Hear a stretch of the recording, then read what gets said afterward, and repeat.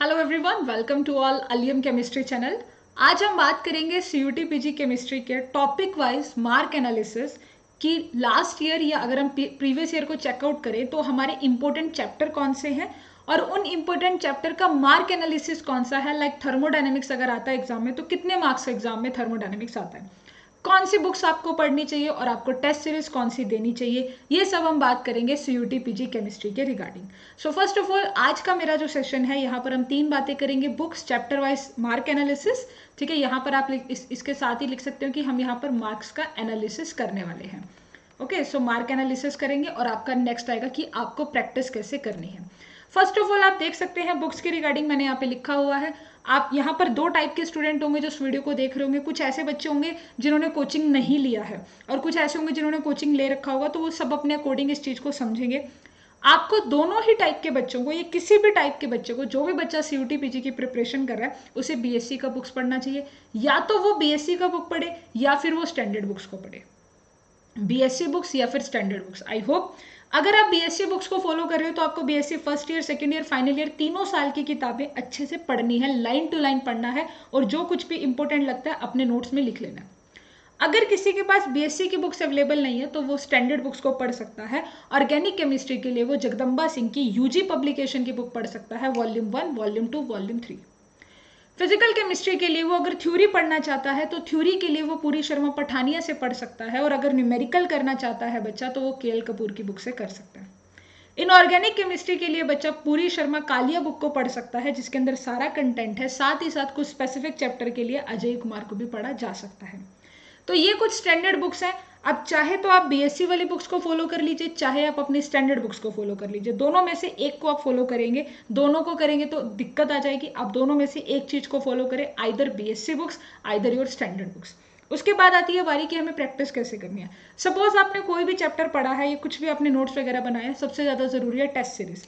तो आप सभी को टेस्ट सीरीज के बारे में हम बताने वाले हैं। प्रैक्टिस सिर्फ एंड सिर्फ आप अपनी टेस्ट सीरीज से कर सकते हैं या फिर मेरी सॉल्व प्रैक्टिस भी कर सकते हैं। तो सबसे पहले हम सिलेबस के बारे में, क्योंकि बच्चों का बड़ा कंटेंट रहता है कि ऑर्गेनिक केमिस्ट्री में क्या सिलेबस है, बड़ा डिटेल में मैंने यहाँ पर ये वीडियो आपके लिए तैयार किया है। बहुत मेहनत के बाद ये मेरा वीडियो बना है। इस वीडियो को बड़े ध्यान से देखना और अगर सच में कुछ अच्छा लगा तो प्लीज वीडियो को लाइक करना। मैं बाकी किसी वीडियो को इतना नहीं कहती जितना मैं इस वीडियो को कहूंगी, क्योंकि बहुत मेहनत लगकर आपकी ये वीडियो तैयार करी गई है। तो बेसिकली ऑर्गेनिक केमिस्ट्री में आप देख सकते हैं सिर्फ 2 यूनिट है। एक यूनिट के अंदर जर्नल ऑर्गेनिक केमिस्ट्री है, स्टीरियो केमिस्ट्री है, एसिड एंड बेस केमिस्ट्री है, एरोमेटिसिटी है पहली यूनिट के अंदर। यूनिट नंबर 2 में आपका रिएक्शन इंटरमीडिएट है, रिएजेंट है, रिएक्शन मैकेनिज्म है और नेम रिएक्शन है।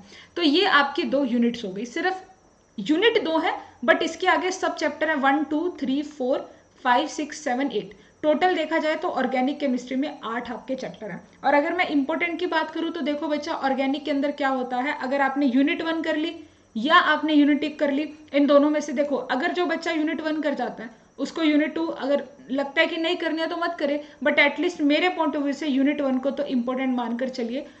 यूनिट 1 अगर करोगे तभी आपको यूनिट 2 समझ में आएगी। बाकी एक बार आप चैप्टर का एनालिसिस देख सकते हो। लास्ट ईयर की बात है कि जर्नल ऑर्गेनिक केमिस्ट्री से 4 क्वेश्चन आते हैं, यानी कि 16 मार्क्स का पेपर। स्टीरियो केमिस्ट्री से 6 क्वेश्चन बनते हैं जिसमें 2 रिएक्शंस के भी थे, तो ये आ गया आपका 24 मार्क्स का पेपर।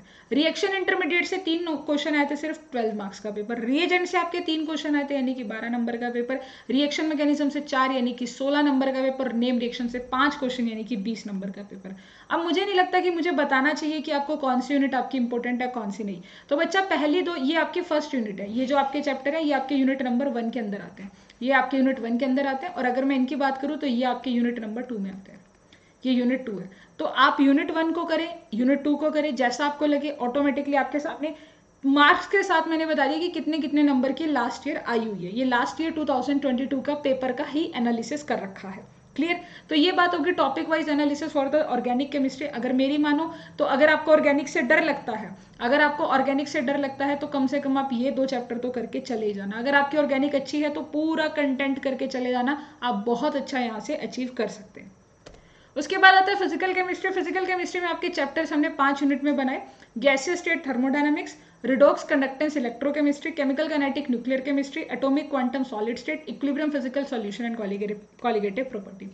अगर मैं सिलेबस की बात करूं तो सिलेबस में उसने मेंशन ही नहीं कर रखा कि इलेक्ट्रोकेमिस्ट्री है या नहीं है, उसने मेंशन ही नहीं कर रखा सोल्यूशन एंड कॉलिगेटिव है या नहीं है। बट अगर आप सिलेबस के छोड़कर थोड़ा पेपर की तरफ जाओगे तो पेपर में इन सभी चैप्टर से क्वेश्चन आए हुए हैं। एक बार देख लेते हैं। लास्ट ईयर थर्मोडायनेमिक्स से 4 क्वेश्चन आए यानी 16 मार्क्स का, गैसीय स्टेट से 2 क्वेश्चन आए यानी कि 8 मार्क्स का, सॉल्यूशन एंड कॉलिगेटिव प्रॉपर्टी से 1 क्वेश्चन आया था 4 मार्क्स का, एटॉमिक एंड क्वांटम से 4 क्वेश्चन आपको मिले 16 नंबर के, केमिकल काइनेटिक्स से 2 क्वेश्चन मिले आपको 8 मार्क्स के, फिजिकल स्पेक्ट्रोस्कोपी से 3 क्वेश्चन मिले आपको 12 नंबर के आगे। उसके बाद अगर हम बात करते हैं इलेक्ट्रोकेमिस्ट्री से आपको 2 क्वेश्चन मिले, रिडॉक्स रिएक्शन से आपको 2 क्वेश्चन मिले, सॉलिड स्टेट से आपको 3 क्वेश्चन मिले, न्यूक्लियर केमिस्ट्री से 1 क्वेश्चन, सरफेस से 1 क्वेश्चन एंड इक्विलिब्रियम से भी आपका 2 क्वेश्चन इक्विलिब्रियम से भी आ गए। तो यहाँ पर आप देख सकते हैं कि कौन से आपके इंपॉर्टेंट चैप्टर है। अब मेरा रिकमेंडेशन रहेगा हर एक बच्चे को कि फिजिकल केमिस्ट्री तो कोई भी स्किप करके मत जाना, क्योंकि यहाँ पर ये जो क्वेश्चन आया ना, it's a very easy question. बंदे ने अगर बीएससी की बुक्स भी पढ़ रखी है या अपनी स्टैंडर्ड बुक्स को भी पढ़ रखा है और मेरी टेस्ट सीरीज लगा रखी है तो बच्चा आराम से अटेम्प्ट कर जाएगा। गलती से भी कुछ इंपॉर्टेंट चैप्टर को स्किप मत करना, जैसे आपका thermodynamics one of the important chapter, आपका atomic and quantum one of the important chapter. उसके बाद आप देख सकते हैं आपका जो सॉलिड स्टेट है, अगेन ये इंपॉर्टेंट चैप्टर में काउंट होता है। इलेक्ट्रोकेमिस्ट्री को छोड़कर मत जाइएगा, और इधर से एक हमारा चैप्टर आता है फिजिकल स्पेक्ट्रोस्कोपी। ये 3-4 चैप्टर तो बिल्कुल मत छोड़कर जाना, एटलीस्ट इनके फॉर्मूलाज ही पढ़ लेना। मैंने अपने वीडियो के डिस्क्रिप्शन में मेरी एक वेबसाइट मिलती है केमिस्ट्री पीडीएफ के नाम से, वहां पर मैंने फॉर्मूला बुक डाल रखी है। एटलीस्ट आप फॉर्मूला ही पढ़कर चले जाओगे तब भी आपका काम बन जाएगा। ओके, सो ये होगी हमारा एनालिसिस। इसके बाद हमारा इनऑर्गेनिक केमिस्ट्री आता है। इनऑर्गेनिक केमिस्ट्री में भी 5 यूनिट है। First is the periodic properties, chemical bonding and molecular orbital theory, main group element, coordination chemistry जिसे आप डी ब्लॉक भी कह सकते हो, ऑर्गेनोमेटेलिक केमिस्ट्री, बायो इनऑर्गेनिक भी है। जी हाँ बच्चों, I am really sorry for that, जिन भी स्टूडेंट्स को मैंने ये बताया था कि बायो इनऑर्गेनिक है नहीं, तो लास्ट ईयर बायो इनऑर्गेनिक से क्वेश्चन आया था, the oxidation state of the iron in the haemoglobin. तो बायो इनऑर्गेनिक आपके सिलेबस में है, एफ ब्लॉक एलिमेंट भी आपके सिलेबस में है। तो ये इनऑर्गेनिक केमिस्ट्री का सिलेबस है। अब मैं जरा सेक्शन की बात करूँ तो प्योरिटिक प्रॉपर्टी से 4 क्वेश्चन आए आपके यानी कि 16 मार्क्स का, केमिकल बॉन्डिंग एंड एमओटी से भी आपके 4 सवाल बन गए 16 मार्क्स का, मेन ग्रुप से भी 4 16 मार्क्स।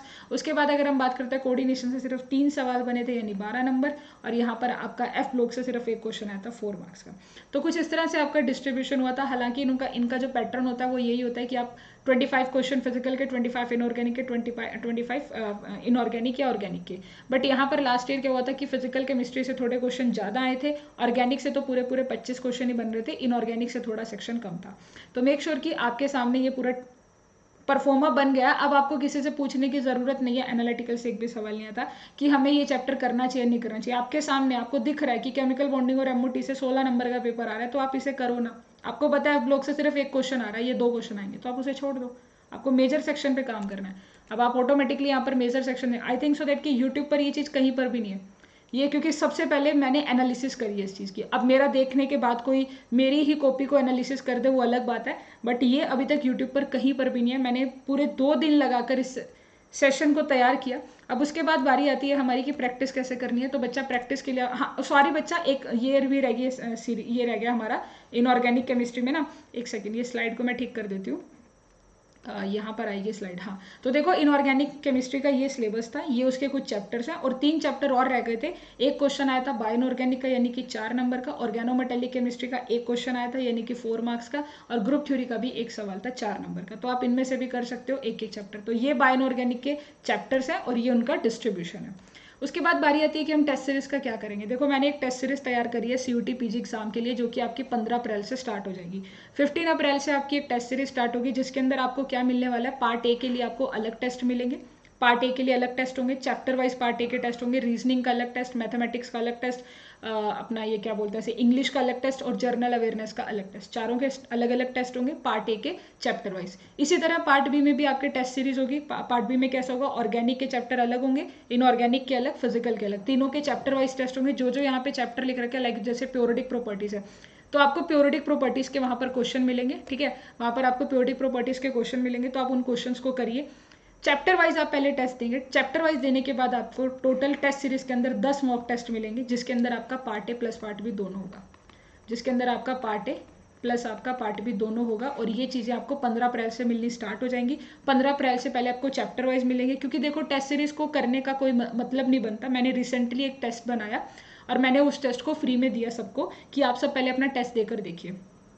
तो मैंने उसमें देखा कि किसी भी बच्चे की किसी सिंगल स्टूडेंट के भी 200 से ऊपर मार्क्स नहीं है, 200 से ऊपर किसी के नंबर ही नहीं है। तो जब आपकी अभी तैयारी ही नहीं है तो फिर आप टेस्ट सीरीज को क्यों परचेज करेंगे, या आप टेस्ट सीरीज को क्यों खरीदेंगे, या टेस्ट सीरीज को क्यों स्टार्ट करेंगे। टेस्ट सीरीज को कब शुरू करना चाहिए, जब आपका सिलेबस कवर होना शुरू हो जाए। हाँ, सबसे पहले आपको टेस्ट सीरीज में चैप्टर वाइज टेस्ट देने, उसके बाद जाकर आपको अपने मॉक टेस्ट देने। मॉक टेस्ट को ध्यान रखिएगा कि 15 मई से हम शुरू कर देंगे, 15 मई से आपके मॉक टेस्ट शुरू कर देंगे, तो एक एक करके अपने मॉक टेस्ट देते रहना 2-2 3-3 दिन के बाद। जैसा CUT PG का पेपर होता है बिल्कुल वैसे ही यहाँ पर आपको मॉक टेस्ट मिलने वाले हैं। एक इंपॉर्टेंट इन्फॉर्मेशन और है मेरे पास आप सभी के लिए, वो इन्फॉर्मेशन ये है, हाँ वो इन्फॉर्मेशन ये है,